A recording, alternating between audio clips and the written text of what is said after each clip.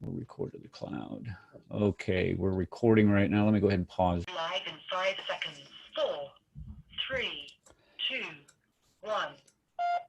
All right, well, good afternoon, everybody. This is another edition of the Cross and the Crescent discussion group, or what we call here on the Global Patriot Radio Network on Blog Talk Radio, the Real Interfaith Dialogue. This week, as you can see here on the screen, if you're watching in the Zoom chat, we have a real treat. We've been trying to get special guests, people that have a lot of expertise in some of these discussions that we have with Muslims concerning some of the most, I guess like you could classify them as some of the most sacred things, or things that we hold sacred. And when we start discussing those things, can get pretty heated. And today we have a gentleman who has been doing research, has been doing a lot of writing, and has spent a lifetime basically looking at Islamic history, not only through the manuscript evidence, but also through the science of archaeology. And of course, that man is Dan Gibson. And Mr. Gibson and I had a great chat about 20. He showed up 20 minutes early. That'd be a great lesson for some of you guys that are sitting in the chat room to show up early, where we could actually discuss things. But anyway, we had a great discussion. I got to know him a little bit better, and I am so excited to have him on this show today. So Dan, if you could go ahead and start us off today by giving us just a little biography of who you are, what you've done, what your experiences are, and what we're going to be discussing today. So the mic is yours, sir. Go ahead. Okay, thank you. As you said, Dan Gibson, that's my actual name. I'm not using a pseudonym or anything like that. I'm a Canadian, born and raised in Canada. My wife and I went to the Middle East in 1979, so that's a long time ago. We were just newly married, and we've been out there for, I don't know how many years, maybe 30 years or something, and then back and forth the last 10, 15 years. I have an interest in history as well as in worldview and how people think and how people see the world. And so we're very interested in learning as much we could about people. I wasn't particularly interested in Islamic history when I went out. I really was interested in just learning how people think and what goes on in their heads and things like that. And so over time, I became aware of some issues with Islamic history that I couldn't quite put together. And I always said to myself, I'm going to have to spend some time and sort of figure things out, because I was aware of the Western history and of Christian history. And I had learned quite a bit about the history of the Arabian Peninsula. That's what really interested me, was the history of the Arabian Peninsula. And I began to see that the history was kind of like two lines. I could think of my history going back in time, and so I could date everything back, going farther and farther back. But when I knew what I knew about Middle Eastern history and Islamic history, really was from the current, and it goes back to Muhammad. But as you go back, it seemed like these two histories didn't match. They didn't fit. And the things that I was learning about history in the Middle East and seeing, I was reading in Islamic history that the Middle East was just sort of vague and full of these warring tribes, and the descriptions there didn't fit what I was reading in and seeing in history on the ground, where there were the Nabateans and the Nassids and other groups, Sassians, and there was a lot of history. Yemen was, a lot of things were happening, and I thought, how in the world do I put these histories together? And I always knew that was a challenge, and I always avoided that area for the first quite a few years, simply because I knew it would be a big challenge. How do I reconcile these two histories and put them together so that they actually make sense with one another? So that's who I am. I have my desire right from the beginning was always to write fiction. And I've told my wife, one of these days soon, I'm going to retire and I'm going to write fiction like I always wanted to do. And just, but I did started tackling this Islamic history question. And that's what's really been affecting my thinking over the last 20, 25 years for sure. Okay, and your books are, I'm going to tell you folks, and I've referenced his book several times on this show before, not only on this show, but my Tuesday evening Radio Free Kafiristan show. And I have them right here. And, I know, Dan, this is a shameless plug, but I'm plugging your books right now, Quranic Geography and Early Islamic Qiblas. These things are so rich in the amount of information about Middle Eastern history, specifically about the history of Islam, and which actually brings me to the first question that I have here. I've had several people email in questions this week to me, and I've kind of assembled them here for you. And we're going to try to group them together and make sure that they kind of all stay in the same type of genre of question. Okay, the first one deals with evidence for modern Mecca. What Quranic evidence exists that clearly teaches that the city believed to be modern Mecca is not that city? What evidence, when we start talking about evidences, we start talking about whether it's archaeological evidence, we start talking about manuscript evidence, we start talking about geographic evidence. When we start pointing a finger that this Mecca that we find in the Quran, which, oh, by the way, in your book, it tells us that it's only mentioned one time, is not that Mecca that we find in the Quran. What leads you to that conclusion? Okay, your question was about evidence, and the first thing we have to ask is, well, what kind of evidence is acceptable? Because this is always an issue. And some people will accept certain evidences, others won't. Some people will say, well, on the Muslim side, some people will say, I don't accept the hadiths. Other people fully accept the hadiths. And others say, well, no, we have to be careful because there are weak and there are strong hadiths. So there is an argument all the time over what is acceptable and what is not acceptable as far as evidence goes. And people are always filtering through. Are we talking archaeological evidence? Are we talking historical manuscripts? Are we talking evidence of somebody writing 300 years after the fact who says something? I mean, there's lots of different questions that come up about what is actual evidence that is useful.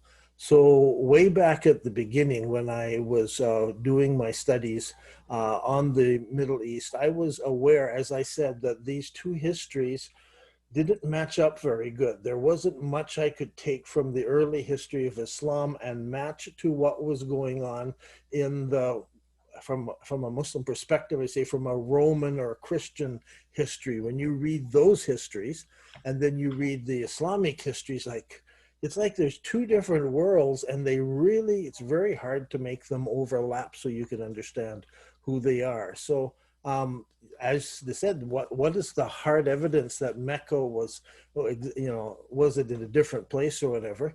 That's a question we have to ask about what is hard evidence. For me, very early on, I was working through this Quranic geography because my first thought was I need to nail down the geography of the Arabian Peninsula. I need to know where these places are that are being referred to. And especially as I was reading through the hadiths, lots of mentions in the hadiths of names and tribes and places and people. And it's like, well, where were these? How do I put them on a map? How do I know in my mind? Because I think in pictures. So how do I know where these things fit? And so one of the things I did is I started out with drawing a map and putting on it, here's Mecca, here's Jerusalem. Now, what evidence do I have? They said the very first Qiblas faced Jerusalem. So I can put those two places. Here's Mecca and here's Jerusalem. And I should be able to substantiate that. And I had visited over the years, I like history, I'd visited quite a few different mosques. Very early on, we were up in Damascus and visited that mosque. We were living in Jordan, so I had to make trips up every 3-4 months to renew my visa. I was there at the beginning without a visa. So I made these trips up And so we started going different places. So people would say, well, this mosque faces, the Qibla faces this place, this mosque. And I was aware that there were different mosques that people said faced Jerusalem. And so I thought, okay, that's interesting. I'd like to, to note those things. And so, but right away I started having problems. So I started charting the mosques and what direction they face, the early Okay, before mosques. before you keep going, you said that you initially believed that the mosques were supposed to be facing Jerusalem. That was your That initial supposition. that is traditional Islamic history. I assumed it was correct. And it tells us that in the first 17 months or so after Muhammad moved to Medina, the first mosques were constructed. There was a mosque in Kuba, there was the Qiblatain Mosque, there was the Mosque of the Prophet. There should have been three mosques that go back to the very beginning of Islam. And these very early mosques, they should face Jerusalem. And so I accepted that. And then I discovered there were other mosques. And so suddenly there's like Job's tomb down in Oman, in Salalah. They say, oh no, this one faces Jerusalem. I'm like, well, when did Islam reach there, and how did they face Jerusalem? And I became aware of more mosques. So I began to, I thought, this is just going to take a few days. I'm going to make up a little database, and I will just start listing all the mosques I can find and the direction of their Qibla. I thought it would be easy. This is a long time ago, so the internet was quite new, so not all the information that is out there. As I began, I realized, oh my goodness, something is different. Something is not what I expected. And so I started out in the very early days and had, I think, I don't remember, I found 11 mosques that did not face to Jerusalem, but that rather faced quite clearly to the city of Petra, or at least in that region. And so I didn't, I was trying to put this all together. So when you have that book, the Quranic geography, and I had not solidified the whole theory. All I had done was going through the geographical places in the Quran. When we came to Mecca, I pointed out the earliest mosques that I found all seemed to face the city of Petra. And then I pointed out some supporting evidence to go with it. I continued my research because I had just started scratching the surface when that book came out. So while a lot of what is in that book is good and right, it is incomplete, which is why 6 years later I brought out another book specifically on the topic of Qiblas. And that is measuring where did Muslims face in those first years. And I was surprised with what I found, really shocked. And I thought, this can't be true. I'm going to have to disprove it. And so I started trying to find all the evidence I could find that would disprove what I was finding, because I just couldn't believe it was true. And I remember going to my wife at one point and saying to her, I said, well, I thought maybe I was going to write about some conspiracy theory, about this, but I just keep finding more and more and more evidence. And so I was beginning to convince myself while I was trying to disprove it. So that's how this whole thing started. So for me, the question was hard evidence. The only hard evidence I can find is the Qibla directions and what directions they faced during the first years of Islam. Okay, so you set out to essentially just take a survey of where those earliest mosques faced. My survey was of the geographical locations of the Quran. Oh, okay. Okay, it was much, much more general. I was more interested in, what places are mentioned in the Quran. Okay, but because what you found did not match that. That's right. I studied theology for 3 years, and one of the classes I took was on biblical geography. And we got out atlases and we learned where are these places that are being talked about. So I wanted to do the same with Islam, but the resources just weren't there. And I thought, okay, I'm going to try to put together something on Quranic geography, and that's what that first book is. Okay, and I was looking in this book, and in the chapter 15, it starts talking about some of these locations that are referenced not only in the Quran but also in ahadith literature and also in the Sirah. For an example, there's no early maps of the no early maps of the Valley of Mecca, which isn't a big deal. But we were talking about rainwater passages and surrounded by mountains. That doesn't match up, if I'm correct on that. Yeah, a lot of the descriptions of early Mecca I had a problem with. I was very aware the desert has changed. And you can go out into the desert in Jordan and see the Umayyad palaces where they were basically big hunting lodges where these guys would go hunting. Well, they're in the desert today. There's nothing to hunt. And I was aware of studies that show that this was grassland at one time and it had become more desert. But once we get as far south as Mecca in Saudi Arabia, this has been desert for a very, very long time. And so the descriptions that, because I was going through the Quran looking for every description of every place. I have behind me Al-Tabri. I've done that. I've gone right through Al-Tabri, reading from beginning to end and highlighting every place that is a name place of somewhere, and another also highlighting a tribal name or a people name and highlighting the descriptions of these places. So I wanted to get a handle on what this was all about. And as I said, these didn't fit. Something didn't fit together. And it was hard to know at the beginning what it was, but you just had this vague idea. Somehow, how do I fit Islamic history into the rest of history that everybody else in the world knows about? Yeah, and some of the things that you reference here, like there's supposed to be grass in Mecca, according to the Sirah. According to Al-Tabari, there's supposed to be clay and loam, dirt, trees are supposed to be in Mecca.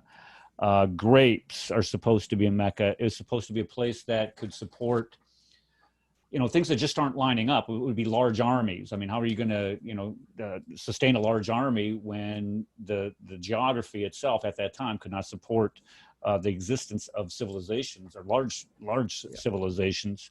One of the things that I wanted to ask you about, in addition to that, was that one of the biggest polemics against Christianity is that all prophets of Islam all prophets have been Muslims. And in addition to that, since if they would have to be Muslims would have to be practicing the Hajj, a pilgrimage to Mecca. Okay, and this might be an unfair question, but is there any type of evidence that supports a large pilgrimage of any type to the city of Mecca that we know today, whether it's like because when people would make pilgrimages, they would write inscriptions on rocks as they're traveling, rejoicing about what they're doing and things of that nature. Is there anything out there that exists prior to the 7th or 8th century that indicates that? Only in the histories and the hadiths do we find reference to this. Not in, archaeologically, it's very hard to pinpoint a pilgrimage because unless there were huge groups of people going somewhere, there's just lack of reference to these things. People would go and come back. So it would be hard to point out pilgrimage to any other place as well. So again, hard evidence is hard to come by. But Mecca has its own challenges down in Saudi Arabia. Just to get there across the desert, that last section of desert, if you're walking down, getting through the Nafud and getting down from the north, that's a real challenge to get through there. So it was a big deal for people to try to go to Mecca on pilgrimage. Of course, at that time, I only understood Mecca as being in one place, that there was only one Mecca.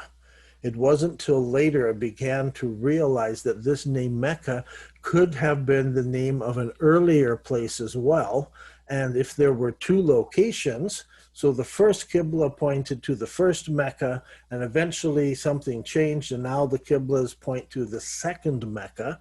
So then that helped me understand when I read Al-Tabari and I read some of the other historians and work through this, that when they say Mecca, they are referring to, mentally, we think they're all referring to the Mecca in Saudi Arabia, but perhaps at the time they were all referring to another Mecca in another place. So the name can be associated with multiple places. I find that all the time in North America. Many places have other place names. If you want to go to London, I want to know, I think, listen carefully, because is the person a Canadian, and is he going to London, Ontario, or is he going to London in the UK? I had somebody recently, I asked him where he's from. He said, I'm from London.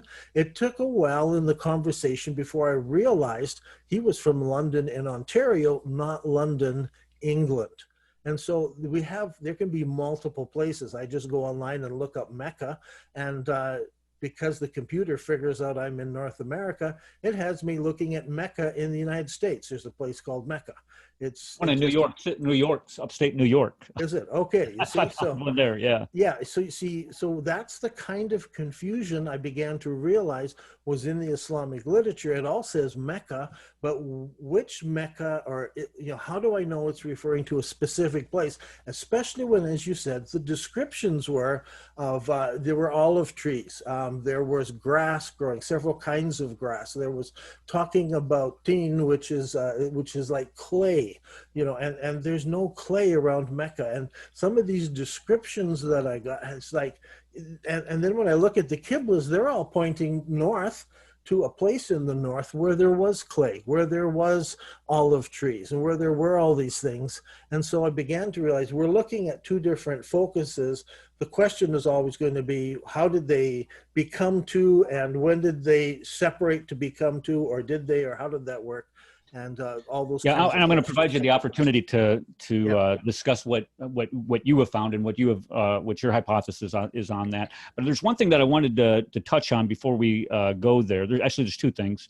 The first one deals with the discussion that we had earlier before the show started, was on the type of response that you've gotten to your work, where you've said that it's 90% of it is a positive response.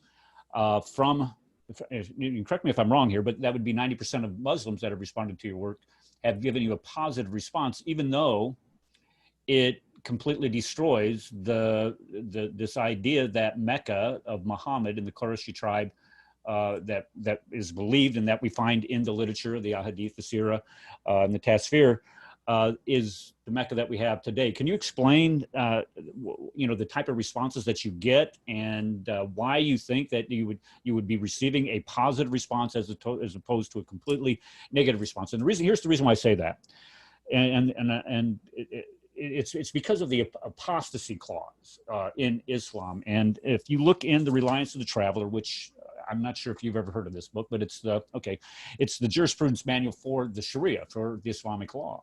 And in there, on page 598, it says, to deny the obligatory character of something by which consensus of Muslims is part of Islam. And that is considered to be apostasy in Islam.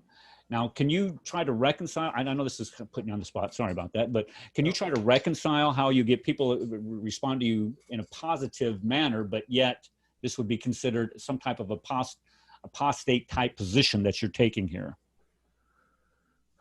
I hope I can cover all the things that and all the things that went through my head. First of all, with the Islamic history over the last few years, there have been very little studies of the geography of the Quran, of Islamic history.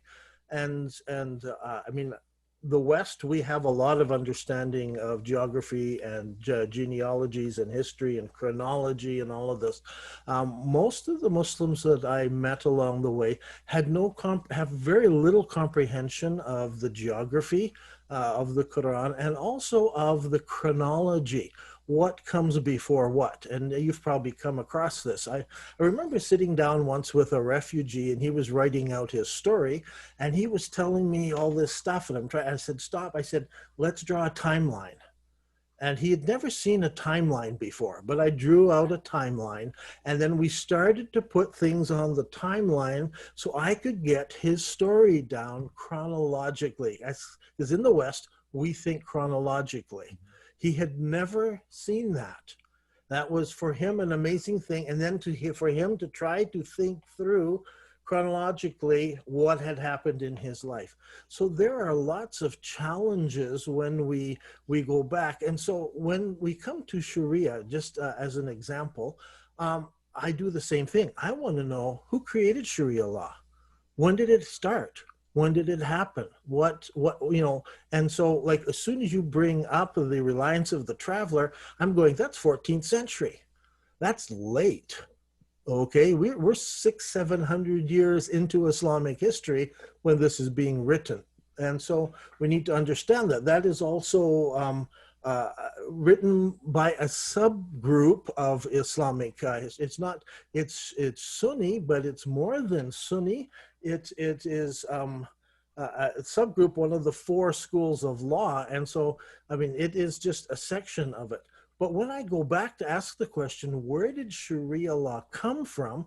I discover that Sharia law was invented, or it was, invented is probably the wrong word. It sort of was crystallized in people's thinking about 300 years after the founding of Islam. And the first people who did it were put to death as apostates. Okay, it wasn't till later that Sharia law sort of became established, and then it became the center. But during the whole golden age of Islam, Sharia law was not a part of that. I think it was part of, as it came into place and came into being, it was part of the whole shutting down of the creativity that was found in Islam in the first 300 years or so. But so your question, though, was the people's response to me. And I think this goes to a new opening up in Islamic thinking around the world. It started when we went out, 1979, it was just starting because people were just sending their young people to the West to be educated. And what happens when someone who's grown up, and I've seen this, I've talked to many people who've had this experience, growing up in the Middle East, going to school, memorizing everything, and knowing what the answer is for the question. And so you memorize all the questions, you memorize all the answers, you go into the exam, they ask the question, you give the memorized answer. That person who's been trained that way goes to the West, and he gets into a class and the professor says, so what do you think about this? And he's like, what? Think? He's never been asked this question before. We would do the same thing talking with our neighbors, and we explain we follow the Bible, and if sometime you want to sit down, we'll talk about it. So they would sit down with us and we'd say, okay, let's read Genesis 1:1. In the beginning, God created the world. And then they say, what do you think that's all saying? And the person looks at me and says, think? What do you mean? And because he's not used to a teacher ever trying to get him to think through and come up with his own answers. He's used to being told, this is the answer, and now you spit it back. People follow teachers rather than following and thinking through the process for themselves. So over the last 40 years, so many young people have gone to the West and have been educated in Western frame of mind of questioning everything. We question everything in the West. We question God, we question religion, we question history, we question science, that's how we learn in the West. That's the Western form of learning. And so what has been happening in the last few years is those young people have now become adults. They've gone back to the Middle East, and they are influencing the whole way the Middle East and the rest of the world thinks. And so for the first time, people were realized, I have a right to ask questions. So what did they question first? I found it very interesting that as people started questioning this Arab, it was where we were, it was called the Arab Spring. I mean, people began to question authority. They began to question their governments. They began to question their leaders. They realized sort of for the first time, they could actually openly question. Now, people would quietly question things when we were back in the early days, but here suddenly people could go out and protest, and they could be upset, and they could be angry. And this sort of seemed over a 10, 15-year period, seemed to just sort of sweep through the Middle East as people were expressing this idea. I have an opinion. I have the right to think this through. I have a right to come up with my own answer to this. And of course, the answer that they wanted was the answer they had been told all along, is that the true answer is in the religion of Islam. That's where the answer is. So every place I looked, in Egypt and all of these places, they turned to their religious leaders. And so that's why the Brotherhood came in and other places came in. Well, very shortly in many of these places, they're like, well, that's not the answer I was looking for. And they started looking elsewhere. So this has started, this whole thinking, I believe, in looking at a very big picture, has started to sweep through the whole Eastern world. Let me put it that way, that are now beginning to ask these kinds of questions. So I've come along and I begin to ask questions about the Qibla, and I begin to ask questions about the founding of Islam. And at first, if I had done this 40, 50 years ago, I would have been shut down right away, by all kinds of people. But now people are willing. I'm very surprised to see that people are willing to look at the evidence. And with the internet, they have access to resources. I remember the very first time we showed the film The Sacred City in public, and there was a number of Muslims who came to see it. I remember one lady, because her cell phone was on the whole time watching the film, and she's busy on her cell phone. And I'm like, there was, I don't know how many people were there, probably 700, 800 people at the first showing of this. Afterwards, she came up, she was just amazed, because she had been checking. Every time I said Al-Tabari said this, she checked it. If I said Bukhari said this, she was checking it. And she came up afterwards and said, I was checking your references and you were right. I've never seen those things, or I never thought about them. And so it was a chance for her to actually go and physically check, because people come, I mean, I get a few of these, especially on the YouTube channels, on the comments, people say, you're lying, you're a liar, and all this stuff. But there are people who then take the time to email me, and I'm talking about the emails coming back. People are saying to me, I've checked it out, I've looked, and I'm seeing this. That's why on the website we put up the Qibla tool. If you haven't looked at it, go and find it. Just go to the website nabatea.net, and under at the beginning it's talking about history. Go down to the founding of Islam. Click on that first link on the top of the page is the Qibla tool. You can go through and you can look now at all of these mosques and see where they are. You can zoom right down. You can check out what it says. And so this is the opening up of the inquisitive mind of the East, from the Middle East all the way to the East. People are willing now to ask questions that they were afraid to do 30, 40 years ago. Yeah, and does that make any sense? Yeah, it makes perfectly good sense. I mean, this is I'm not sure if you're following this or not, but just recently there was this video that was made by Muhammad Hijab and Sheikh Yasir Qadi, that dealt with the Qur'an, or the perfect preservation of the Quran, and how this has kind of created a paradigm shift within Islam itself. People are they're now allowed to, evidently, to question, has the Quran been perfectly preserved? But what I find fascinating with what you're saying here is that, okay, they were just, many of the Muslims have been just taught this rote memorization process to, but let me get it straight. I like the rote memorization process as long as it's combined with open thinking. I think in the West, we've gone too far in questioning everything and just throwing doubt. Yeah, I'm a teacher. I'm down with that struggle. I'm a teacher and I get it. Especially if you teach history, because people do need to know dates and places still. Yeah, they do. And I completely understand that. But when we start synthesizing the history with what we see on the ground here, and this is what was confusing me, where you're just saying, well, I'm getting positive responses. And I'm thinking, well, how are you getting positive responses when this is, this type of evidence is, it's digging up at the very roots of much of the hadith, much of the seerah, much of the, the contemporaneous understanding of what Islam is. And this is where, I'm glad you explained it, that, are you saying that they just really don't completely understand the impact of this, or it's part of it just getting there?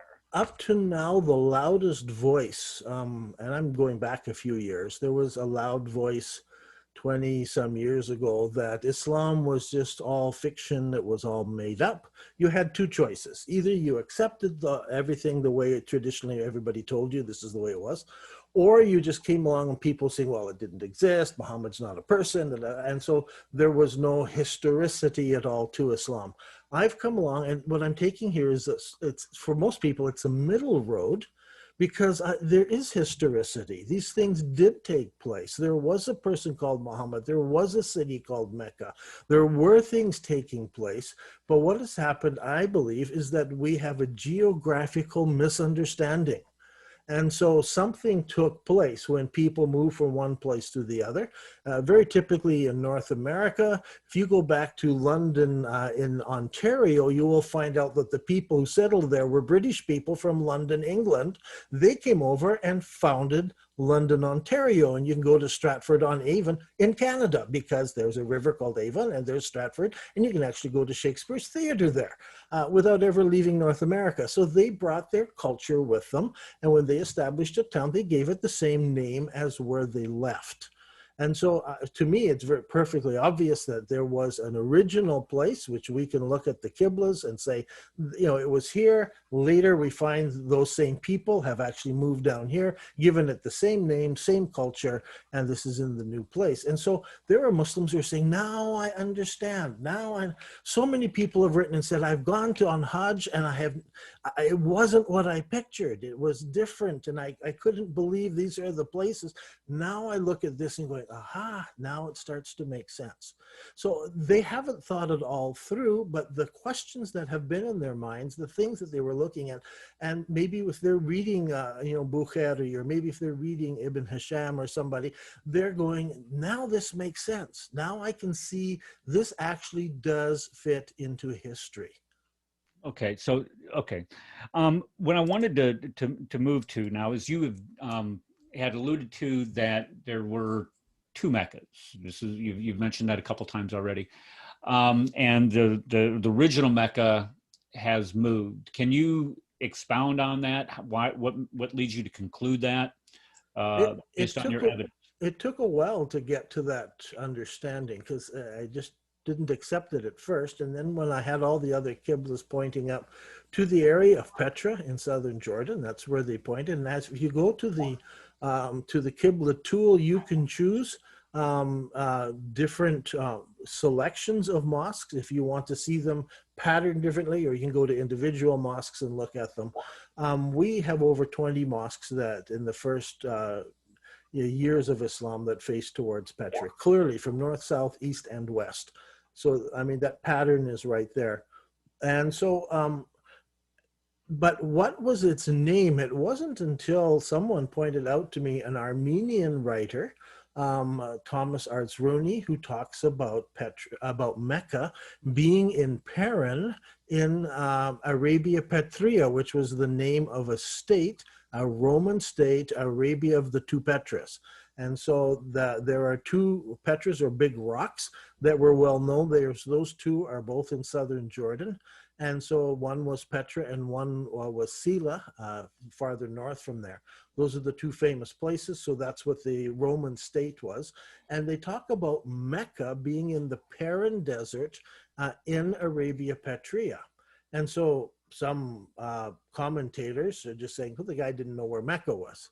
But immediately it's introduced in my mind, he is looking at exactly the area where all of these Qiblas, all these mosques are facing into this area, and he's calling it Mecca. And he even says Mecca, the Mecca was in this place. And he's very, he says it very clearly. So suddenly the lights went on, and I thought, of course, they both could be called Mecca. And when I do that, then I have to go back and reread Al-Tabari and Ibn Hisham and Bukhari and decide which Mecca are we talking about here. And I need to look at Islamic history and figure out, when did this move take place?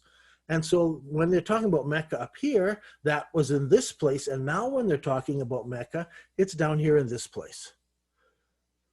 So don't forgetting what what the question was. Well, what we're trying to drill down on is how did this change? How did these two different? I mean, what was the process where or that you know of, where this direction of prayer, or where this Kaaba that you're saying existed in Petra was moved to Mecca? What caused that? Okay, now here we have to enter into my suggestions. I have to interject this because none of this material is in Islamic literature. Now, if I read some of the later stuff, even when Bukhari was around, I think Bukhari didn't even know there was an original location. He is writing 300 years after the founding of Arabia. That history, the early history, has been done away with, and by his time, it's 220 years into the whole Islamic history, and he just knows of the one Mecca in Saudi Arabia where it is today. But when you go back and read Ibn Hisham or Ibn Ishaq or so forth, you get the idea that they were aware of this. But Ibn Hisham says he edited Ibn Ishaq's stuff. And so it's been edited. He said it contained grievous errors, so he had to go back and rewrite. The only Islamic history that we have today, the earliest one, has been rewritten, and he said, I rewrote this to get rid of some grievous errors that were in it, and he doesn't tell us what the grievous errors were. Archaeology tells us when we look at these mosques that there was a group up here and now there's a group down here. And so we need to go back and try to read into it and say, well, what is it talking about? Which one of these? So that's the struggle we have, is this. So when I go back and look at Qiblas, I can look at the Qiblas are facing here, and then the first Qibla for Mecca appears down here, and then there's a between Qibla, which is between these two. So I can lay that out on a timeline. Timeline is all important for this. Get these Qiblas on a timeline, and then go back and say, so what happened at this point in this year? So we go to Amman, Jordan, and there's a mosque there. The palace is built here. They have two different Qiblas. One is pointing south, right directly at Petra. A few years later, they have another one over here that is pointing in the between position. And so it's like, well, something happened in history that Qibla was changed. And so we can narrow it down to just a few years. And then I went back and really dug through those years to get an idea. And that takes us to the Second Islamic Civil War. And that's when I begin to read. The first time I read it through quickly, and suddenly I realized, wait a minute, they tore down the Kaaba. The black stone is put into a silk here. The Kaaba building has been destroyed. It's been burned with fire. It's been hit with bombards, you know. And Ibn Zubair has dug down and torn out everything, even the foundations. I mean, we're getting an idea that this building is not it's been built and changed and tampered with during this period of time. And so that's when I go back and look at what happened here and why would they want to move it to a new location. But it's in the middle of a war. I think they got whatever was valuable, and in Islam, the black rock was the most valuable object that was there. And they took it and they went down to Saudi Arabia and they hid it in a valley down there so that because the caliphs were all up in Damascus, and so they got it as far away as they could. That's all I can see. Now, during that time, we find out that they have got lots of horses, they've got camels, they've got baggage. All these people are making some sort of move, but it doesn't tell us where, what, or how. That's all been edited out, or it has been lost or not allowed to be put in by people later on who are going through these books and manuscripts and giving us the histories. Do you think that editing that you just mentioned, do you think that editing could have been part of Bukhari's whittling down all of those hadiths? I mean, he started off with, what was it, 700,000, and he knocks it down to 8,000 or whatever. Do you think that might have been part of it? Or? Well, for sure it was part of it, maybe without him even thinking of it. It may not have even been purposely. He's trying to figure out what is true and what is not true. I mean, one day I had a big surprise. I was going to Petra and was going down to look at the center of the city. And the Brown University was doing a dig there, and they had just discovered a Roman bathhouse right between the Great Temple and the Temple of called Kesser al-Bint, there. And so it was right down in the core of the city, right close to where I've later identified where the original Kaaba was. And it was a Roman bathhouse. And I just stopped because it shook me to the core, because I was aware in my studies of Hadith that these gatherers of Hadith had found sermons that Muhammad had preached in a Roman bathhouse. And they had said these are weak Hadiths. And so those Hadiths were dismissed. And so when Bukhari got rid of hundreds of thousands of Hadiths that he had heard from people, people said, well, this is from this. There were all kinds of these which he dismissed and which were lost to us, because he's going through what fits what is politically correct in his day. And now today we can understand politically correct. It's happening up in Canada. They're tearing down statues, they're renaming schools, we are wiping out our history of certain things in the past because we don't like our first prime minister. A lot of people, anything with his name on it, they're erasing and getting rid of because they don't like what he stood for 100 and some years later. And so there's this cleansing of our own history here. It's starting to happen in the States. What you just got to think is, another 100 years from now, will there be anything left of the history of the Civil War and some of these stuff that happened down in the States? Or will you have removed all the monuments everywhere and destroyed all the flags and so forth? What will be left for the archaeologists to find much later on? Nada, right? So I don't think Bukhari did it on purpose, but remember, Bukhari and all of these guys, they are being sponsored by the Caliph. The Caliph pays for the running of the House of Wisdom. The Caliph pays for the maintaining of the libraries of books. And so the Caliph wants things in the library that do two things. These were very important to them. One, the Caliph and the history of the Caliph, which is the Abbasids, is always in good light. And two, the history of Islam and Muhammad the Prophet is always in good light. Nothing should be said against him. And so nothing that even tarnishes who he is. So that's why you have to go to something like the Book of Idols, which was not written under those schools. And you start to begin to understand the guy who's writing the Book of Idols tells us about the Prophet Muhammad worshiping idols as a young man, living in this city where there were all these idols and all these things, even slaughtering an animal and dedicating food to this animal. That's all in that history. But later on, that you don't find that in the later histories, because you don't talk about the Prophet Muhammad in that same way. And today it would be difficult, especially in some countries, some settings, to mention even those names, because it gets people very upset. So this whole thing of politically correct really did influence Islam 300 years later. Well, one of the things that I wanted to ask you, because when we start talking about the perspective and how easy it would be to write some of that history out of there, Bukhari was writing 300 years after the fact, 280, but let's say 300. And he's writing from, what was it, Damascus or Baghdad? Where's he located at this time? I thought Baghdad, but his roots are in Iran.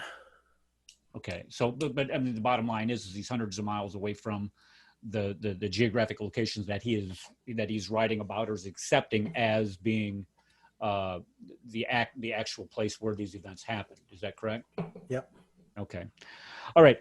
We also have, I have, there was somebody that asked a question about that in the chat, and I hope that answered it for him. I don't see anything coming up after that, but if it didn't, just go ahead and follow it up in the chat for me. People that are in the chat right now, if you do want to ask a question, simply push that button down there at the bottom of the chat. It should say, have a thing for a hand, and we'll bring you in. And there is a question from a gentleman by the name of Colin here. Colin, I'm going to unmute your mic, sir. After I'm unmuted, you have to unmute yourself. And you muted yourself, I think. Colin, there we go. Now you're live, Mr. Colin. What is your question? No, I don't actually have a question. Was my hand raised? Your hand was raised. Okay, so well, that was inadvertently, so then I'll leave my question for later. That's okay. Okay, well, yeah, we can save it for later. That's fine. Okay, I'm going to go ahead and put you back on mute. We do have a Muslim that is in the room, a young gentleman who's an aspiring teacher. It's kind of scary. Who would want to be a teacher anyway? His name's Isa, and Isa has his hand up. I've unmuted you, Isa. Good afternoon. What is your question, sir? Hi, I want to ask about, so archaeologically speaking, I did some research on this. I don't know if you investigated this too, about the Jews of Arabia. Well, the only work I could really find was Gordon Newby's work on it. I mean, this isn't exactly the same issue, but this is like kind of questions of archaeology with Islamic tradition. And kind of the question of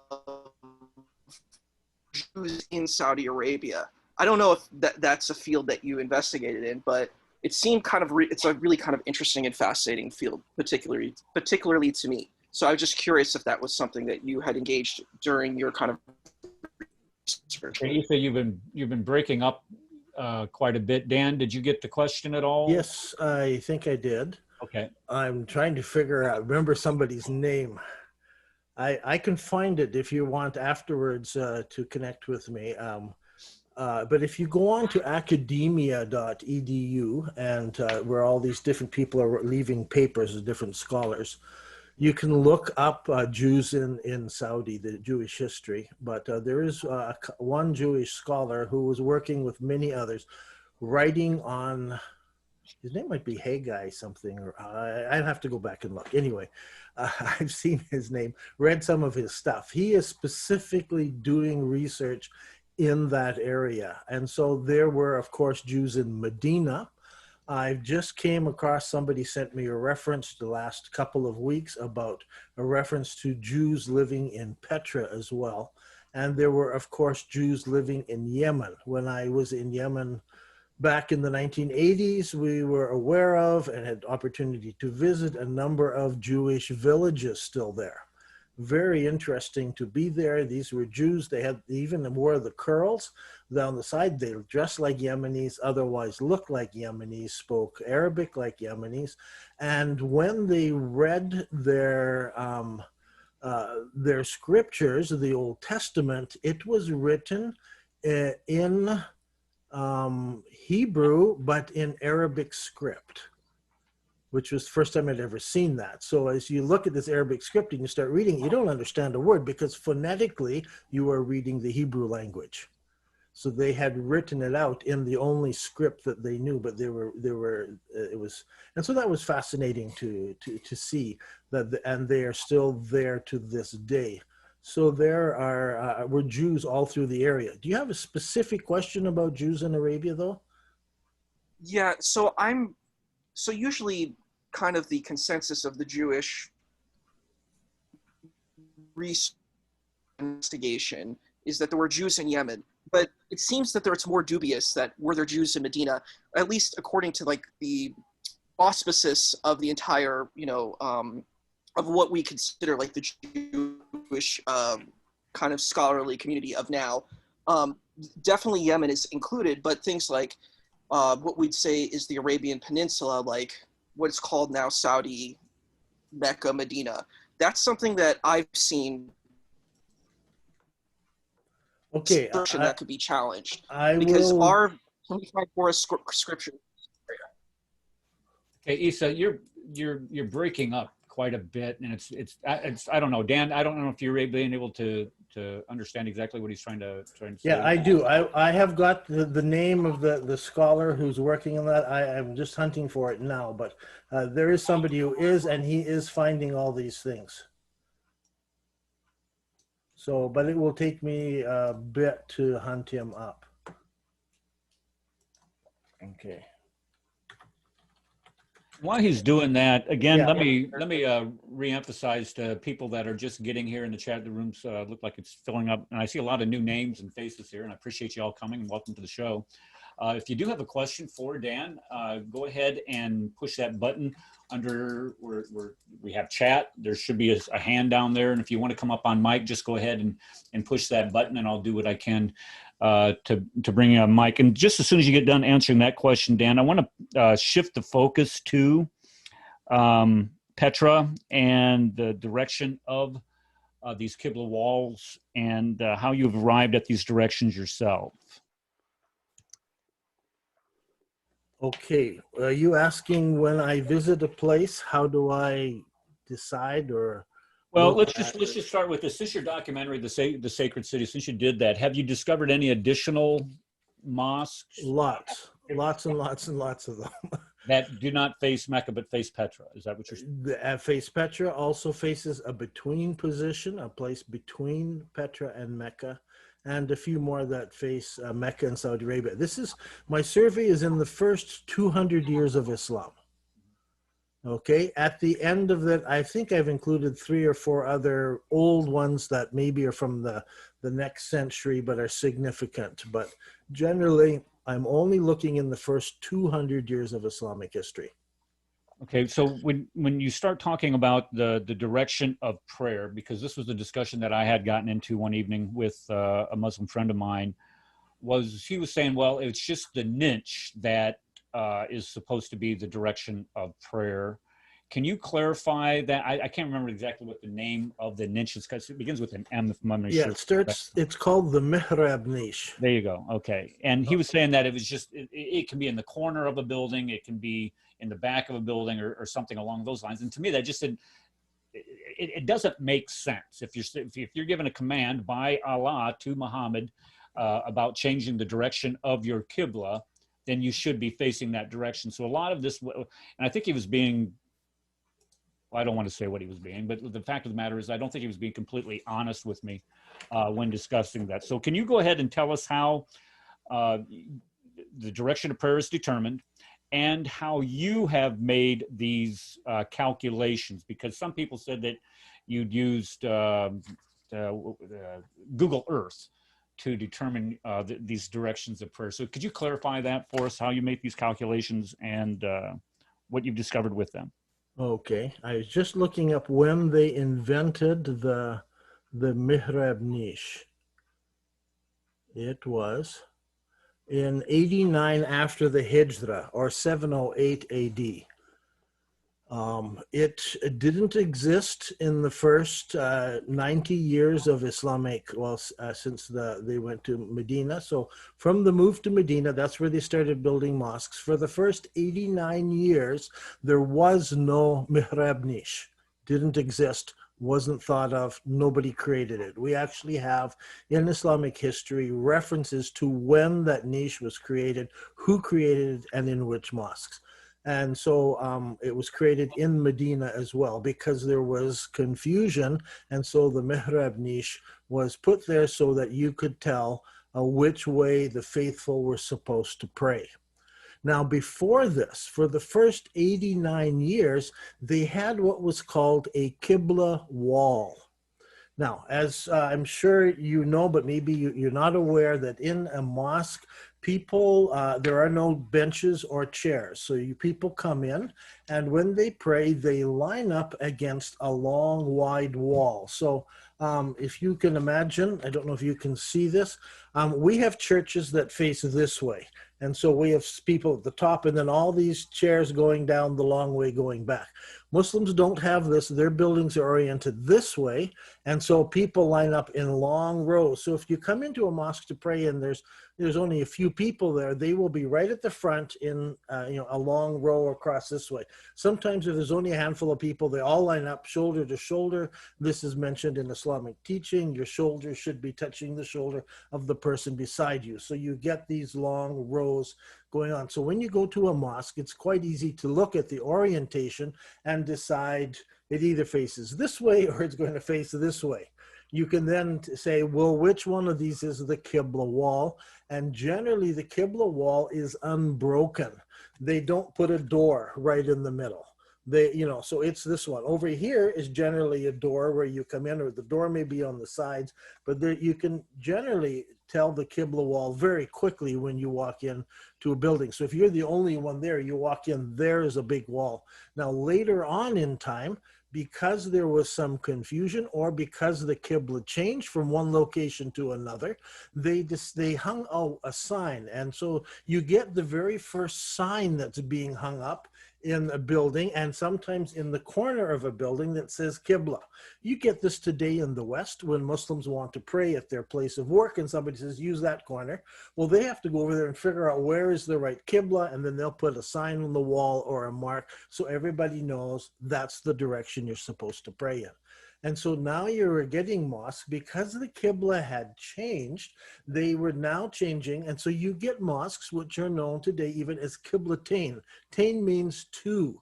And so a place of prayer where there are two Qiblas. And I can take you to mosque where you can look on the Qibla tool and look, just type in Qiblatain in the search bar, and up will come the mosques that have two Qiblas in the same mosque. And so you can tell one Qibla's here, one Qibla's here. And so they were two directions of prayer. So people could choose when they came in which place they were praying towards, because obviously the Qibla had changed. So when I go into a building, it's not hard to determine it. Also, the question comes up about using satellite imagery. I began at the beginning to visit as many mosques as I could, and I would compare them with satellite imagery. For instance, in China, when I went to what was the first mosque ever built in China, I took with me a GPS unit. So I went into the mosque, looked at it, checked it, had my GPS unit with me. I went just outside because I could tell where the Qibla wall was, and then I could project after that. Sometimes we would take a long string or a rope and from one end of the building and bring it all the way out, so I could be, you know, the building is beside me, I have this rope coming out, and so we could tell exactly where this Qibla is and what direction it points using a GPS. This is a modern way of doing it, and I can check those buildings. Then I would compare it with Google Earth. Now, fortunately, there was, at the time I was living in a different place in Canada, there was a young man in our church who was a brilliant mathematician, and he got hired by Google and went off and eventually ended up in Google in Switzerland in their office. And so I wrote to him because he was a friend of mine, and I said, can you find me the answer? How accurate are the Google measurements, and can you give me some data and something I can go by? So he went to check in the Google system and put me in touch with the guys who were working with Google Maps, so I could talk with them and find out what they're doing. And they are striving for accuracy. Extreme accuracy. So that can be checked against other systems. The Japanese have a system called Aster, and I could check some of the Qiblas with that and check them with other places. As far as I'm concerned with Google Earth, not Google Maps necessarily. Google Maps is about mapping. Google Earth is that they have a very accurate system. It takes in account of the curve of the Earth and all of these things. So within a fraction of a degree, they can get it. Now, they have a disclaimer on Google Earth that backs them up from getting caught in legal disputes. In other words, I don't want, Eric over there to have a legal dispute with me over whether his fence is on his side of the land or my side of the land, if it was my neighbor. Okay? Google says, we don't provide any guarantee of accuracy and especially for things like legal cases. However, when you talk to the programmers, they're like, we're extremely accurate. Okay, we've been working at this over the years, but they don't want to get involved in legal disputes, so they put a disclaimer on their website. So I was comparing GPS taken on the ground with sometimes with actually shots taken of the stars using astronomy, depending on who's traveling with me. Also looking at satellite imagery, different satellite imagery to try to figure out, and they're all very, very accurate. I don't think the Muslims back, in the first 2 centuries of Islam, were as accurate as we can get it today. Certainly not so. And they were within a couple of degrees. On average, it's about 3 degrees that they were, it would vary off of their Well, accuracy. that was a question that's being posed in chat. It says that the direction to Kaaba is done based on the astronomy of the Bedouin Arabs at the time, and you're saying that the variance there is only between 1 to 3 degrees based That's on the right. calculations what we have today. Okay, That's right. all right. I want to make sure that we got that out. And I let me just say something. I would disagree with the use of the word Bedouin. I don't think the Bedouin had anything much to do with the founding of Islam. The Quran speaks very derogatively of the Bedouin as well. If you look at it, the people back at the time, the Quraysh and others, were city dwellers. They lived in cities. They were merchants. They moved their goods by caravans through the deserts. They were able to say, wherever they were, where is the city that I want to take these goods to, and take the camel caravans directly across the desert and arrive at a city that was beyond the horizon. This was a skill that merchants have. Muhammad was related to merchants. Muhammad even went on merchant journeys and trips. And so he saw and he knew and he experienced what the navigators were doing in his time. That wisdom, I just point this out, was very quickly lost after the Muslim armies moved out of the whole Arabian setting into the Syrian setting, and then Egyptian, and then over into the east. They were now using Roman roads. The amazing thing about the Roman Empire was that every mile they had a milestone put up. And so you could tell where you were, how far you were, and calculate. Nobody needed to use the stars anymore. And very quickly, within a generation, the use of the stars for navigation amongst the merchants of Arabia, that was lost. What century was this, did you say? This was during Muhammad's lifetime. Okay. 7th century. All right. Yep. Okay. And so, I mean, after that, there were a few skilled people who were able to do this. You see this in Al-Tabari when he's telling the story when they captured Jerusalem. Okay, and now they were going to put a place of prayer. And there's a whole discussion of, or is the ground holy? Do you take your feet off or don't you up on the mountain and so forth? And then they're talking about, now we're going to build the mosque. This is Al-Aqsa Mosque. Actually, Al-Aqsa is not the first mosque. There was one previous to it on the same spot. And so they were talking about also, how do we determine the Qibla? And there's one man they call on to help them determine the Qibla direction. So it's not something that everybody was doing by that time. We're talking now, the second or the third Caliph after Islam. But I mean, already this whole idea is being lost because of the merchants were the ones who moved goods across the desert. It was the merchants who were able to determine navigation in the desert, and that was quickly disappearing. Okay, so when you start saying that the direction of the Qibla was originally used by the stars, they're using astronomy. I believe so. Yes. Okay. Well, based on what you know. Okay. So when we look at those Qiblas, could there be enough variance in what their understanding of astronomy? Because this is what I see going on here in chat, is that okay? So they were not all that great of astronomers, or the ability to find a direction. Could that account for the variance between the Qiblas that face Petra to Mecca, where it would just be a mistake because they could not follow the the direction by astronomy?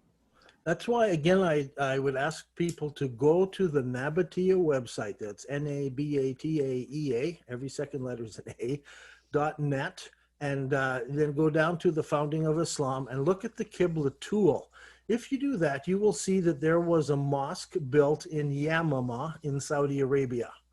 Yamama is out in the desert. It's a bit east and north of Mecca. And its Qibla points northwest. And it should be pointing southwest. When you say And it points northwest, is it Jerusalem or Petra? I mean, Petra, well, it's no, it's actually, I believe, it's a between mosque, okay, between Jerusalem and Petra. between Petra and Mecca. Between Petra and Mecca. Okay.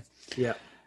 All right. So you're saying, what you're essentially saying is that it does not account, that variance does not account for No, just and a simple because mistake, it's a calculation mistake. because it's north of Mecca, it should be pointing south. Sure. Yeah. I mean, it And just, and this is not a little mosque. This is the congregational mosque in Yamama. This is the main mosque of the city. yeah. And it's pointing, you know, now it's out a few degrees from the between position, but that's the direction it's pointing. Completely off. Completely off. Yeah. That's why when you look at the Petra Mosque, they're from north, south, east, and west, from all directions, pointing at Petra. And that's what I find surprised me. amazing, because you have it in Europe, you have it in North Africa, you have it clear. Was it it's clear over in China, isn't it? You got something clear over in China. Well, yeah, at the mosque in China. Yeah, I looked at that one. How many mosques have you been to? Estimate, ballpark, 20? I have 15? no idea. And sometimes it's almost by chance. I was invited to go to China to speak on a totally different topic, and I said on one condition. Then I found out that it was actually going to take place in Canton in China. I said, you got, but I need an afternoon off, and I need a translator to go with me because I want to go visit some mosques.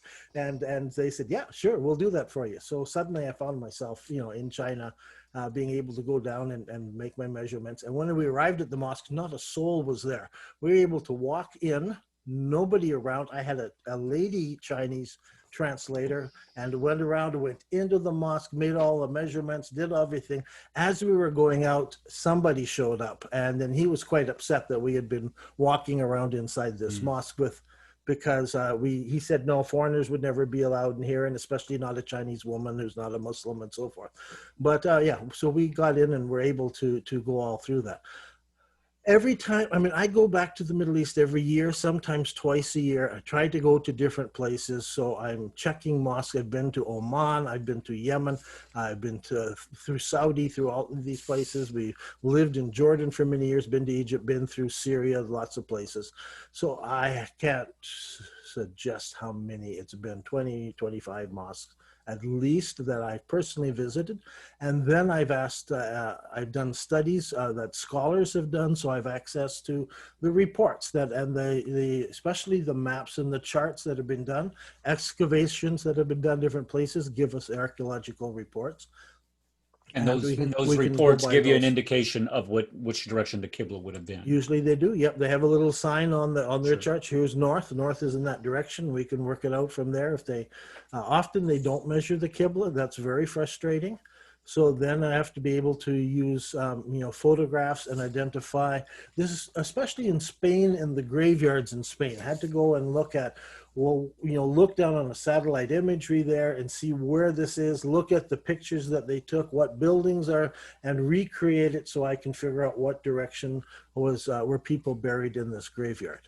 Others are much easier. I can go, or I can ask somebody else to go, or if there's a scholar visiting there, or if there are reports done by the different archaeologists, and we can work these out. Always check on the ground with a satellite image, because I mean, I remember in Israel, I had a friend who said he's going to Israel. He actually goes every couple of years. And I said, oh, there's a couple of mosques I need checked in Israel. Could you go do them? Because he's been following a lot of what I do. I said, let me train you how to check and how to look and use a GPS unit and be able to figure things out. And I need photographs, and I need, you take picture, make sure you have another cell phone, take picture of the phone that you're using with a GPS unit in it and send them back to me so we could work on that. So when I went onto YouTube, which was right after the film was made, people started writing back to me from all over the world. I get hundreds of emails of people saying, what about this mosque? Or can you check this mosque? And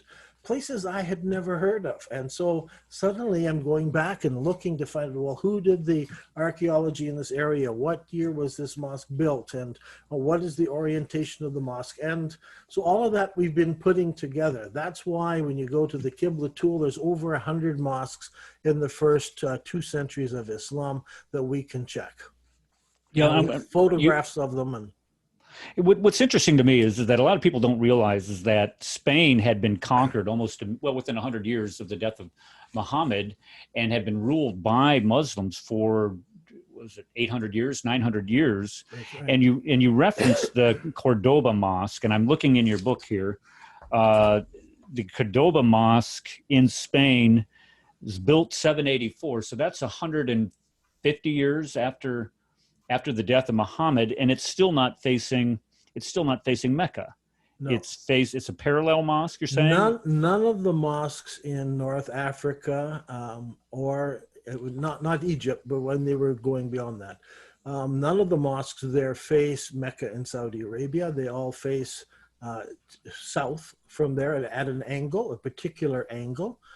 Is the average. There's an angle that they'll have. Now some are a little bit off, and there's 1 or 2 that are kind of wildly off. So I had to go back and figure out, again, use a timeline and put all these mosques on a timeline to figure out who started this. When did this start? And I find a guy by the name of Dinar was his last name, General. I'd have to go back and look it up. He was put in charge of the armies in North Africa. At this point, they're only back about Libya somewhere, marching across, and he ends up having a dispute with the Caliph who's in Damascus. And so he had started building a mosque of which was going to face towards Petra. That's the very interesting thing when I looked at it. This mosque faces Petra. But halfway through, he has this argument with the people in Damascus. And so if you can imagine, the mosque is built, in a particular direction. And, well, let's use it this way. And they're going to face this way. He suddenly changes the Qibla wall to this way, extends his map farther on, and it points down south. And it's basically a line parallel to what you would find between Petra and Mecca. So if I drew that line parallel between Petra and Mecca, that's where because he couldn't decide, because they've got this whole argument. Is it Petra? Is it Mecca? And everything going on. They have right at the very same time, you have Hajjaj over here, who's the ruler of the eastern half of the Islamic Empire, and he is chosen this between Qibla, and all of his over 20 mosques that he has built all face between Petra and Mecca, because you can't choose one or the other. This guy here just makes all of his parallel, and every mosque after that built in North Africa and all the ones in Spain are all built using a parallel Qibla. And Okay. there's over 20 of those mosques. And you think that's because of the political climate at the time? I know your movie, Yep. Your Sacred City, does a good. I have that, by the way, too. Right, the Sacred It City does a good job of discussing that. a bit. I mean, I found this out after we released the Sacred City. So, I mean, a lot of stuff that's on the website and in the YouTube videos comes after the Sacred City. But what you were discussing in the Sacred City is that there was contention between the Umayyad and the Abbasid empires. And we knew they was parallel. You could see that by these mosques. It's what I've called it. I've called it parallel. You can some people would call it an African Qibla because it's its own separate thing, but it was done. What's interesting is that very first mosque that was done that, what he did when he switched the direction of the mosque and then extended it this way, you know what he put over here? He built the latrines or the bathrooms between him and the Caliph in Mecca. Oops, yeah. And so they sent out another general, and they deposed him and went on. But there was this ongoing problem between North Africa. Well, isn't it? I believe there's there's something in the Sharia that says that you cannot have bathrooms or latrines facing the same direction as the Qibla towards Mecca. It's in built-in you don't code. want to, for the reason of honor, you want to honor the prophet, you want to honor your city, you don't want to bury your bottom or your front to it. So bathrooms in the Middle East, everybody's aware of, well, when you use the bathroom, so I mean, Muslims are aware that you're not facing that direction. Sure. Facing Mecca and Saudi Arabia. We have a question in the chat.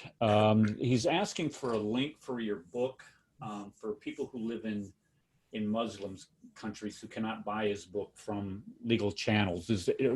Number one, are you aware that, and I'm not sure if he's from a Muslim country, he doesn't give me an indication of that, but are there countries in the Middle East right now or Islamic countries that don't allow you to sell your book in those countries? I am not aware. The problem is with payment, because places like Amazon don't take payment from Afghanistan or Pakistan or some of these countries. And the same with PayPal. They don't take payment as well. Are you able to sell your books through nabatian.net or? Their books are on there. I would suggest that he go to nabatia.net and send an email to the bottom of every page there. It says contact, and it gives the web address for the webmaster. Go there and send me an email personally. Say that you were on this, you saw it here, and you would like a copy. I will send you a URL of where you can download the book for yourself as a PDF file. Okay, all right. I think that answered. If you have any additional more questions in chat, just go ahead and post it there, and we'll bring that up. Okay, let's talk about your fans, all of your fans, specifically a guy by the name of David King. David has raised some objections about your work. Can you give us kind of an overview of what his objections are and what your responses are to those objections? David King is both good and bad for me, as far as I'm concerned. He raised a huge awareness all around the world of the studies I've been doing. I mean, so lots of people came because he was so angry and he was so just bitter and saying all kinds of crazy things that it got a lot of attention and a lot of publicity because of that. So, and that side was good. Now, his biggest argument at the beginning, you got to understand, Dr. David King is a scholar. He is a scholar of the highest level of being a scholar. He has studied mathematics and astronomy and Islamic history, and he carved out a niche, an area for himself in understanding what the Qibla was all about during the medieval time. So this is from 900 up until the 1400s, 1500s. He is the scholar for that area, and I tell you that, read his stuff. He's very good in that period of time. And so 3 centuries after Muhammad is where his expertise begins. Pardon me? 3 centuries after Muhammad is when his expertise begins. Yeah, 3, 4, 5. It sort of begins there, but really he studied, some of these scholars he studied were in the 1200s, 1300s. Okay. He became very upset at one point when I, in the very first book, quoted an article from the Encyclopedia of Islam and mentioned it and spoke, I mentioned it and quoted it. I did not, and I will confess this, I did not put who the author of the article was. I just put Encyclopedia of Islam, volume such and such, page such and such. He became very upset because I had not put his name on the article. I heard about this from some of the students who were in his classes. And then that began him being upset with me. And so he then complained that not only did I not recognize him as the world scholar, that I didn't put down any of his writings. I didn't say he's the world scholar. I did not acknowledge what he had written about Qiblas and everything else. And so he blamed me then as an amateur, uneducated, no knowledge in the field. And then he just went off the deep end and accused me of all kinds of things, which we won't get into. I've made 6 different videos. It's on my YouTube channel where I try to answer him back. And I know Jay Smith has gone through and done a whole bunch of stuff as well on his YouTube channel, trying to look and take apart Dr. King. Now, the problem with Dr. King, there's 2 things. is, what did I write down here? His objection, okay, is do people understand what is he proposing? So what is he upset with and what is he proposing? He's upset with that I didn't acknowledge him and accept his ideas that he had presented. Now, just briefly, let me just say that Dr. King discovered and he's the discoverer, he's the one who revealed this and wrote papers about it, in the Middle Ages, that's from a Western point of view, at the end of the golden age of Islam, there were scholars there who recognized that there was a problem with the Qiblas. They would look back at the first Qiblas, and they called these the Qiblas of the companions of the prophets, so the companions of the prophet, they built these first mosques, and their Qiblas are all wrong. They recognize that. And so in the Middle East, during the Middle Ages, some of these scholars who were now mathematicians and astronomers, they began to recognize there was a problem, and obviously we can determine the Qibla now because we have math and astronomy. And so one of the writers there, he said that back then they hadn't smelled the sweet fragrance of arithmetic. Okay, so they were just wrong in their Qiblas. And so he tried to, and different writers suggested different ways that they could have mistakenly done this. And they said, well, maybe when somebody was visiting the Kaaba sits in a certain direction. I don't know which way you are, Howard. And so maybe they were at this corner and they recognized this corner pointed in this way. So when they went home, they ended up pointing their Qibla here. Maybe they saw the Kaaba building and they saw this corner, and so maybe they pointed it here. They also talked about the wind and the four winds, and maybe they experienced the wind on their back. They went home, and then they turned their Kaaba to face this way because they were ignorant. This is the argument that Dr. King uses, is that they were basically ignorant and they weren't able to measure the Qibla or duplicate it. Now, he goes on. He says one of the things they did is they have what is called archaeoastronomy. And this is a field that has been developing. It started with Gerald Hawkins, who was the guy who went, first of all, to Stonehenge and did all the measurements all over. And of course, there are billions of stars in the sky. So when you go to Stonehenge and you see all these things all standing around and you go from here to there, did you know that these two stones line up on when the equinox is on? Or did you know that these two stones over here line up and they face this particular star in the sky? Now, at first, that was all laughed at. But eventually, it has grown in popularity. People are beginning to do it. There's a guy by the name of Dr. Bell. I should pull up his name here if I give people's names right. You might get in trouble for not being correctly attributing something. Might get somebody's feathers ruffled. Here, and I've deleted it off this page. That's kind of shallow when somebody is upset when they're cited in a work. What was it, the Islamic Encyclopedia, and you just simply you cite the Islamic Encyclopedia with not being more specific. This is kind of one of those kiss the ring type things. Right. This seems what got his undies in a bunch to begin with. Now, you were. Can I go back and just finish one point here? Yeah, go ahead. I'm sorry. Robert Hoyland is the expert in Islamic history. He is one of the scholars on the Islamic side, very highly respected. He wrote this about Dr. King's. This is long before I ever came along. He said his theories, speaking of Dr. King's, are insightful and revealing of medieval times, but do not stand up when retrojected to the first 2 centuries of Islam. So he's saying that's fine. These guys in medieval times started looking at where the stars were and lining them up and saying, this is how it faced. And so when I read Dr. King's stuff, the stuff that he is suggesting is just that Arabs were dumb and stupid, and they just took some aspect home and got it all wrong.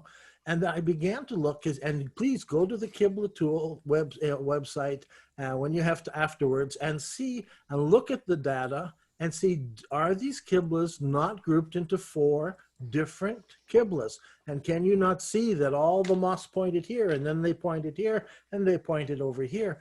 And they're very close when you look at those four. It's not just random, but Dr. King was amazed when he saw this. He said, people looking at this, he said, I've never seen this collection of Qiblas before. Reason is, he says, the only Qibla he ever measured was the one in Samarkand. The others he's read about in a few other books, but really he didn't have a big picture. Now, I took many years to go through, visit all these places because I wanted the big picture. And it would be nice if Dr. King would at least recognize that we've done the research and published the data and put it out there for people to see. At this point, I've moved on because most of the other scholars have just backed away from him and what he's been saying. Okay, so yeah, and so let's just summarize this distractor, because this is one of the major areas of contention that we get from Muslims, is that, well, Dr. King has refuted you, and when we bring up the fact that he hasn't, then of course that's when the sparks start flying. But one of the things that I noticed here is that, okay, you say he's visited one mosque, is that correct? Yeah. Okay. Number two, his expertise does not lie in the earliest Qiblas. It lies in Qiblas or mosques that were built 400, 500, 600 years later. Number three, when we look at his work and he starts referencing these earlier mosques, which he does not seem to have expertise in, his only reasoning behind this is well, those people were too stupid to know, or they just did not have too stupid's a bad word. Let me rephrase that. They did not have the proper knowledge in order to build the mosques in the same direction. And I'm just going to say this. A couple of weeks ago, a friend of ours that comes to this show and is a co-host, Chris Claus, had a debate with a gentleman by the name of David Montgomery, who's a Unitarian. And there's a caboose to this train of thought. Stay with me. David Montgomery's whole thesis of presenting the thesis is that the earliest followers of Christ did not believe that Jesus was God incarnate. They believed that he was the Son of God, but he wasn't God incarnate. And he bases that off of his exegesis of Scripture, of the Gospels. But when Chris brought up the fact that, look, if you look at the earliest fathers, the earliest church fathers believed that they were taught by the apostles that Jesus was God incarnate. This is what their writings reveal. So and this is where the caboose comes in, David King is making the same fatal mistake. He's saying, look, I'm basing my idea on what I have read from Bukhari, from Muslim, from the Sirah. Yeah. All these. Dr. King has not read Bukhari or the Sirah. He's read people 200 or 300 years even after that. Okay, and all mathematicians and astronomers. Okay, so he's using data that has nothing to do with what the first century people believed or what they knew. And for instance, he wrote a paper. The paper that he wrote his thesis on or whatever was written with Dr. Hawkins. And in it he mentions that these guys were saying, those early Arabs had not smelled the sweet aroma of arithmetic, and without arithmetic, they couldn't solve the problem of the Qibla. We have arithmetic, therefore we can solve the problem of the Qibla. And so this is Dr. King's whole argument. He said they cannot do it because they didn't have arithmetic. He quotes what the Islamic people at that time were saying and completely takes their argument, and he refuses to admit that these Qiblas, and he just says it's by chance. It's just by chance that Qiblas faced here, or just by chance that they face there. This is why Dr. Walter Schum has released a paper, you'll see it there on the website, where he looked at the probability of these things happening by chance. And so he's published this. It's a published paper, and you can read that paper as well and look at it, because the chances of all of the Qiblas in the world pointing at 4 different places is just is astounding that it would ever happen. It's not chance. It was by design. But there could be a chance. Very, very little No. chance. Yeah. Yeah, I mean- that's that's the point I'm trying to make. Okay, Right. we got a couple other things that I wanted to address here, if you don't mind. Macorba. Okay. This was brought up. Ptolemy, you know, the great Roman historian. Okay, this was brought up. Macorba is, and here's I'm just going to let you know what, when I engage Muslims with your material, I engage them with the premise that there is no extant evidence, physical evidence for the existence of Mecca prior to the 7th century. There's nobody writing about it. There's nobody mentioning it on any maps. There's no archaeological evidence for it, period. And then this was brought up. This was thrown back at me. And I went back and read your article on Macorba on Nabatean.net. Can you explain to us why Macorba is not Mecca? Okay. I had that question. I had to answer that for myself back in the time when I was inquiring. Now, first of all, to understand Ptolemy did up his description of the world back in the 1st century AD. So that's when he was around. He did this up. He gathered information from people that he met, and he charted everything. Now, he charted them on a globe. He had a big globe, and when people would come, he would ask sailors who had been somewhere, what did you see, what was, and they would give him the names of places, and he would chart them on these places. And unfortunately, his chart, his globe that he made, he was in Alexandria, was too small for the world. He was out by 28,000 kilometers. I forget what exactly it is in his circumference of the earth. This is why Columbus,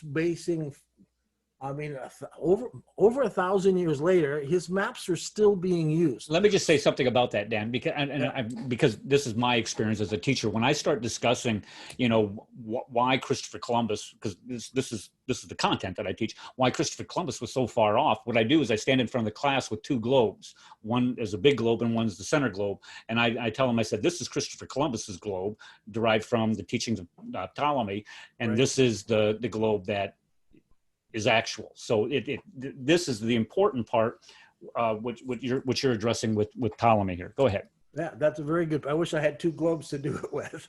So his globe was smaller than it was, and he was guessing in many cases of where places were. But he was trying to put his globe together of how the world was understood in his day. So he had his own coordinate system that he worked out. We do not have that globe. We do not have any maps that he drew. All we have are numbers. So he would say, now inland, and he would say the numbers. And you'd say on the coast, there's this place, and he would give the numbers. Macorba is listed in the line of on the coast is this place. So he's been told by sailors that this place was on the coast. Mecca is not on the coast. So number one, that, it doesn't fit, and the numbers. Now, remember, Ptolemy is again guessing, and so when I studied Ptolemy, I took his number system, not the maps, because when you go to the maps, you're looking at maps for the next 1,000 years that are all based on Ptolemy. It's not until we get the British with their latitude and longitude, and the Turkish at the same time, and the people from Holland and all these countries suddenly started sailing, and they started getting interested in maps, and new maps just started flourishing. So from the 1600s onwards, new maps are appearing. But we want to look at the old maps. Well, unfortunately, almost every map says after Ptolemy. It'll say that on the map. And you're looking at the same information, just drawn by a different person. And so that's why Macorba is so important. Now, let's ask ourselves the question, have Muslims always understood that Macorba was the original place? Well, if you go back and look at history, that whole idea of Macorba is less than, well, it's just over 100, was it over 100? 200 years. Maybe it's 200 years now. But it came up, and I've got it written down. I've done the research. I haven't put it on a video yet. by a man who was trying to say that the Phoenicians traveled everywhere. It was his big theory. And so he decided that it went around, and he chose Macorba, saying this has got to be Mecca.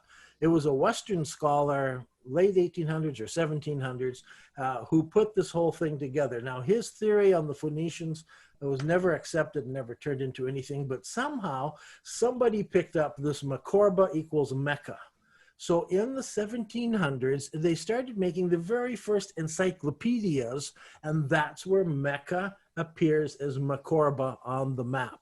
And so ever since then, that has sort of been put together. Muslims have not picked up on this, except in the last few years, maybe 50, 60, I would have to go back and look at, when Muslims picked up on this idea. It is not an ancient idea. It's not an old idea. It was never, ever proposed by any scholars anywhere, except it goes back to one guy who was working on a conspiracy theory that everything goes back to the Phoenicians, and he's the guy who put the two together. So that's a little bit of history of how we got Macorba there. So I went back and started looking at all of these and putting them on a map and starting out, trying to figure out this map.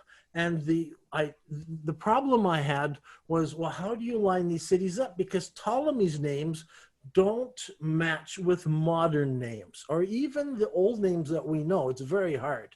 So there were a few we had, like Yathrib in the north. We have Yathrib. We can put that together. There's Egra, which is Hegra, which is Madat and Salith today. We can put that there.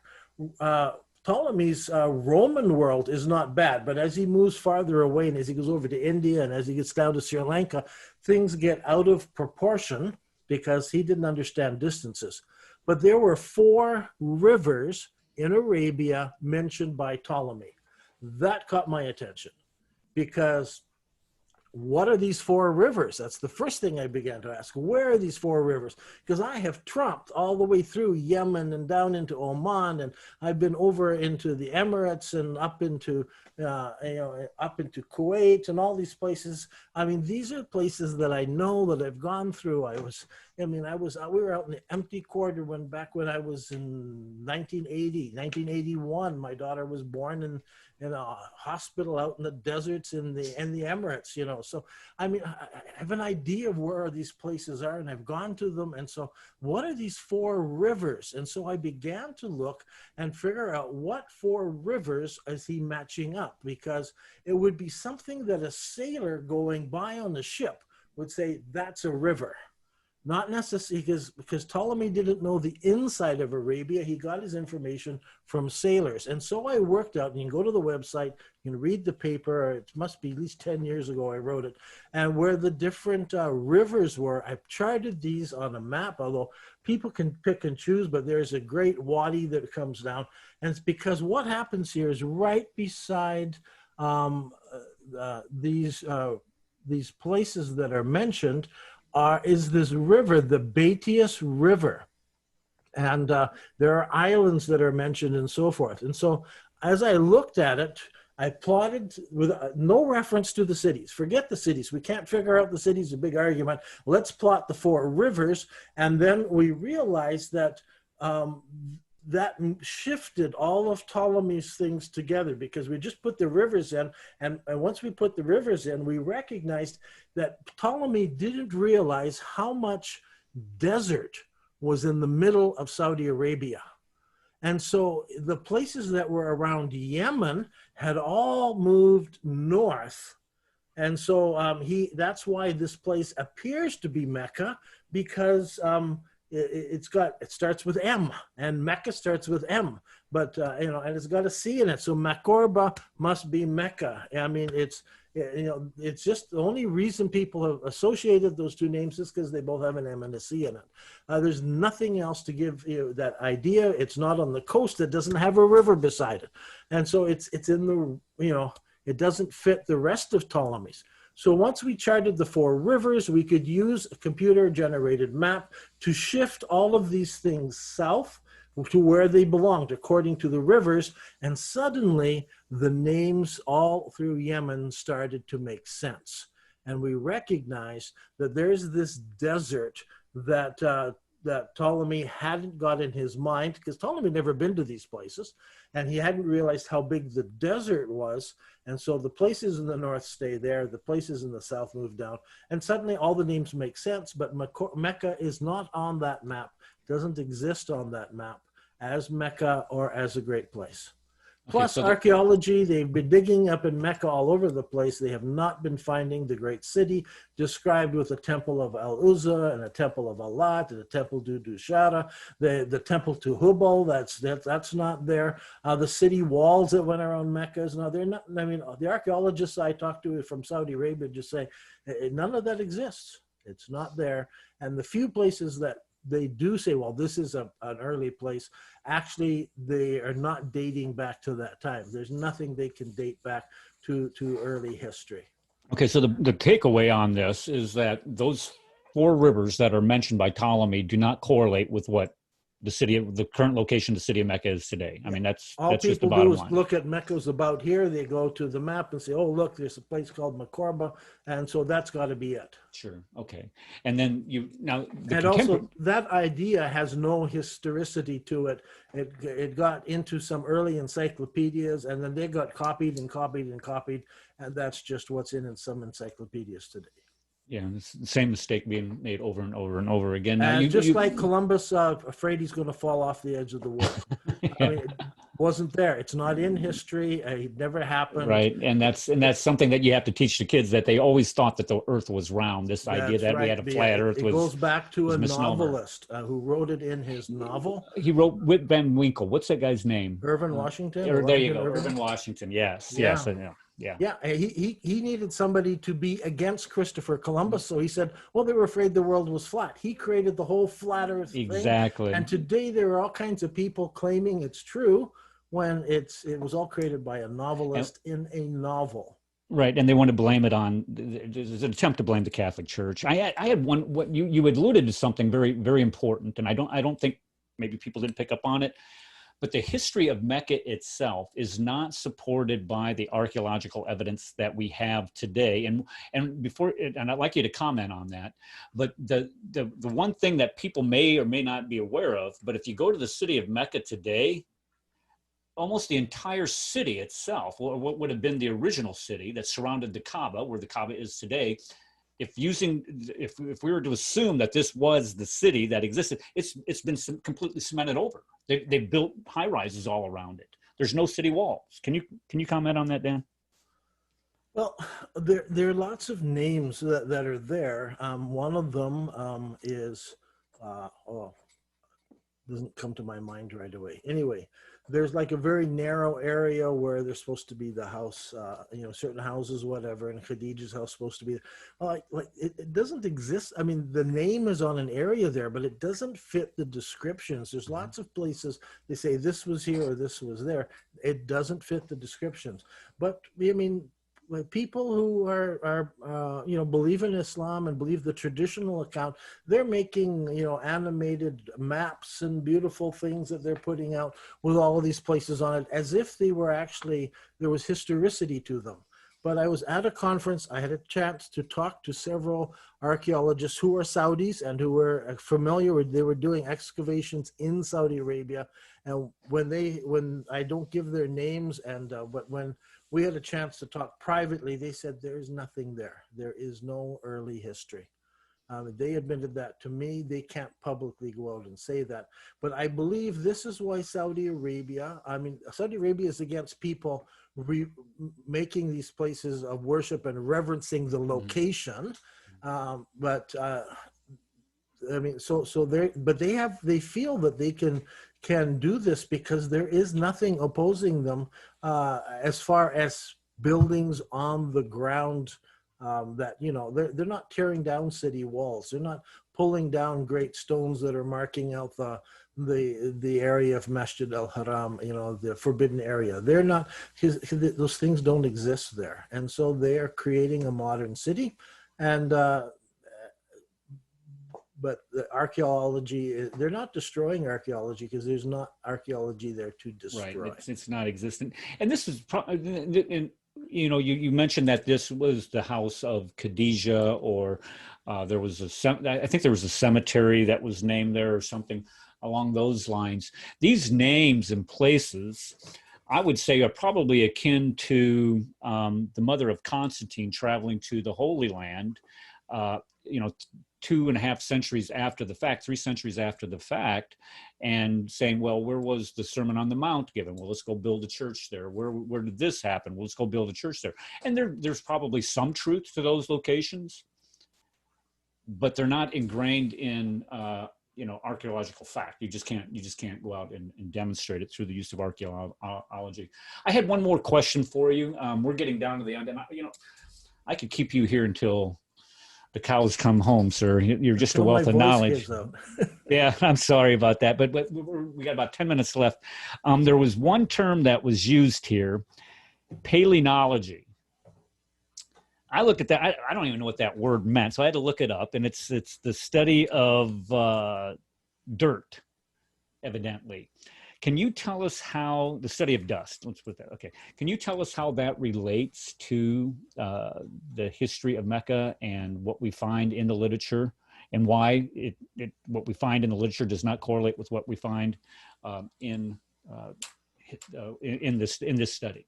Okay, in any study of history, we're interested in getting a bit of the dirt from the time period.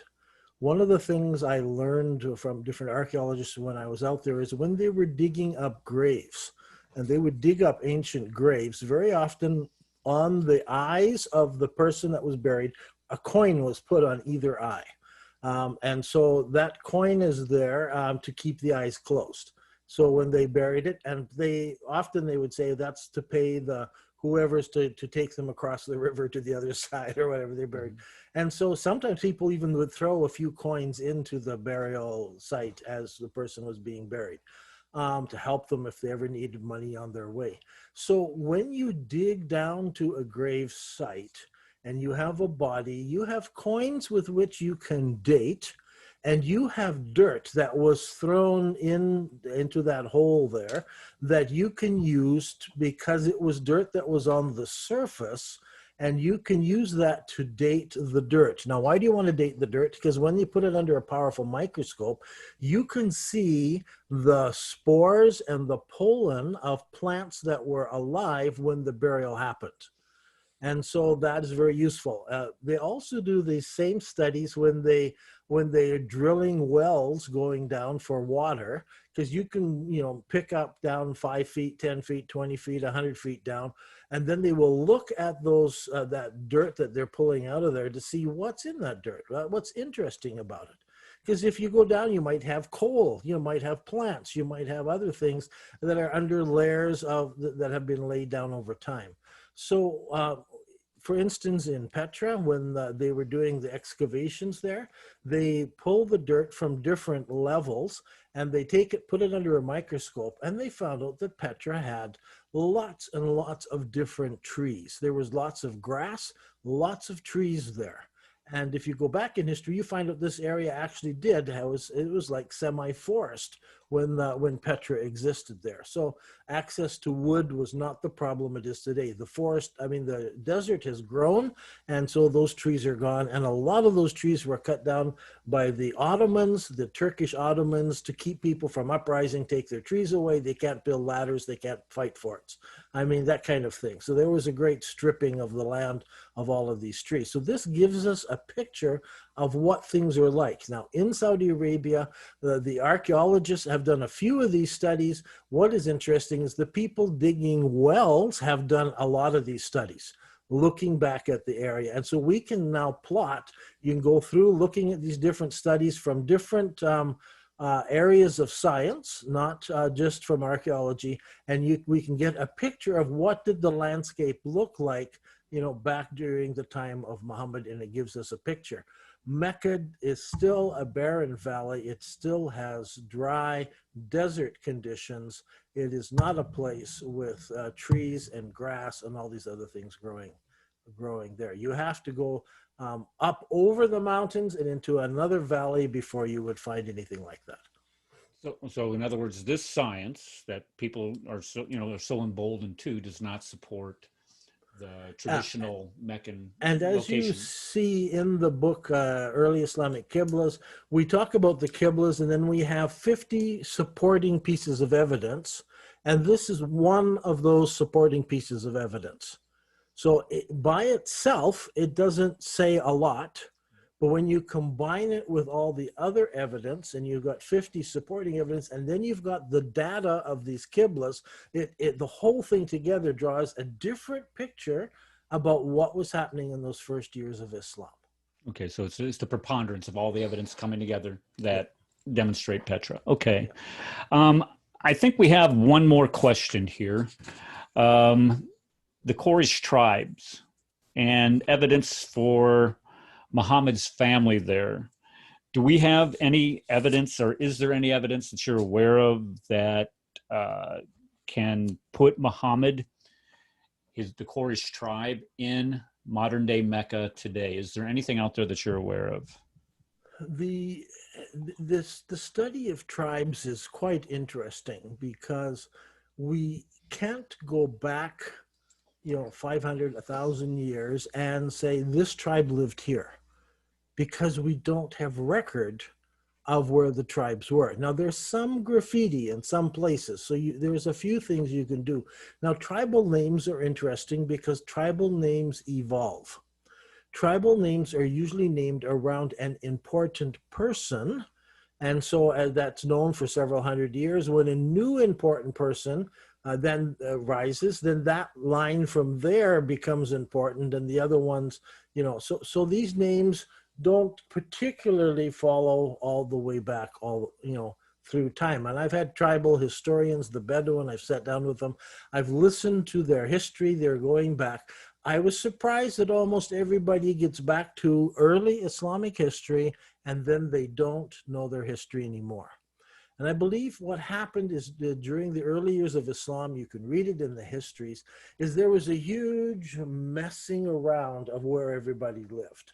One of the things when conquering powers come in is they move things around. Pol Pot did this over in Asia. He literally picked up villages and split people up and moved people around. He did it to control people because it was easier. Nebuchadnezzar did it. I mean, all these people, they came in and moved people. Islam, I don't know if they purposely did it. They may have in some cases, but a lot of people up and moved. Remember, they had been down in the deserts, or they had been over in southern Jordan. Now it was they up and moved. The Abbas family is a good example. We have their house, we have their history, and Humayma, which is 27 miles south of Petra. They up and move the entire group over to Baghdad. And so they're over there. So that's the Abbasids. Everybody thinks of Abbasids as being from Baghdad and and then being the caliphs. But if you go back and look at the very roots where they were born, where they came from, it was right beside Petra. So when we hear a name, so somebody says, my family name is Qureshi, he might be Pakistani. So when did that name get over to Pakistan, and when did somebody, maybe he was just a great enthusiast of, or maybe he went to work for somebody whose name was Quraysh and he adopted the Qurayshi name, and then his family kept it going. So when you hear a name, it doesn't necessarily mean that they have a long history all the way back. So there is a problem following tribal names back. However, not everybody moves. So usually when a name starts somewhere, you can trace it back to that area if they haven't all moved or drifted around. So while I was down in southern Jordan. We were doing writing that first book there and doing a lot of the research. My daughter went to work for a clinic. And so I was one day discussing something with one of the nurses who lived in the clinic, and she said, "Oh, we have all these Qurayshi in our clinic." And my daughter said, "Yeah, we're always registering people from the Quraysh tribe." So I went to look at the book they have in the clinic, where they just listed down the names of the people coming in from the surrounding area, and discovered, wait, there's a whole tribe here of Quraysh people. And so when I began to talk to them, they said, "Oh yeah, we're the original Quraysh tribe." Really? Now that's what they say. I can't prove it. I can't disprove it. But here I am, just a But few neither can I. miles Neither away. can they, though. That's I'm the 40 point. kilometers away from Petra, and I'm finding over on the eastern side, there is the Quraysh tribe that is living there. So again, these names are there. You can, but to try to tie the Quraysh with Mecca and going way back is very, very hard. And we don't have that tribal name appearing in any of the areas around Mecca in rocks or written, you know, and in that way. So there's nothing physical to attach them there as well. Okay, so It's one of those 50 things that come up. It's yeah, just, and this is 90 seconds. this is just the thing. The show's coming to an end, but you know, this is the thing that we want everybody to understand, that this idea that Mecca, which as it exists today, is not supported by the sciences, is not supported how we arrive at facts. It's, you know, there's nothing there that indicates that. Everything points north of Mecca, whether that is Petra, whether that's Jerusalem, whether that's the moon. The bottom line is that it's not Mecca. And I think that's the number one thing that, as a polemicist, as somebody who, you know, engages Muslims in these types of discussions all the time, that we need to understand that their whole, I don't say their whole faith system, but the direction of their prayer, nonetheless, their Hajj, one of their 5 pillars, is incorrect. If this information that Dan has provided is true. Dan, I wanted to ask you before we go, is there a way that people can support you and the work that you do besides just buying your books? if you're talking about money on the YouTube channel, you can give money through Patreon, and that comes straight to us, and that all goes straight into the producing of this. None of us take a salary from this. If you wonder where the money goes to, it goes to buying different time that we have. This week I spent $150 on the report of Khadija's house in Saudi Arabia. I got a hold of it, so a video will be coming out sometime in a month so when I go through the whole archaeological report and look at what they found and what has been properly dated or not dated down there. So I mean, I tried to take that and use the money to get the references so that other people can have access to that and understand what's going on. All right. Well, we appreciate that. So if there's going to be thousands of people that watch this video. So if you want to support Dan, go to Patreon, look up Dan Gibson. Make sure, I don't know how many Dan Gibsons there are on Patreon. Or go to nabatea.net, or actually, no, go to the YouTube website. Look up Dan Gibson Petra Okay. Mecca on YouTube, and then you can there's a little Patreon button on the corner there. Okay. Dan, I can't tell you what a blessing. And subscribe to this one, subscribe to that one. That's very helpful. Okay. All right. Well, I can't tell you how much of a blessing this has been to me as a host of the show, but everybody else that participates on this show. And I want to give a shout out to Peter Moran, thanking him for reaching out to you and getting you here with us today. It's just been a lot of fun. How much fun can you have on a Sunday afternoon besides sitting in your chair and taking a nap and watching the Bears lose?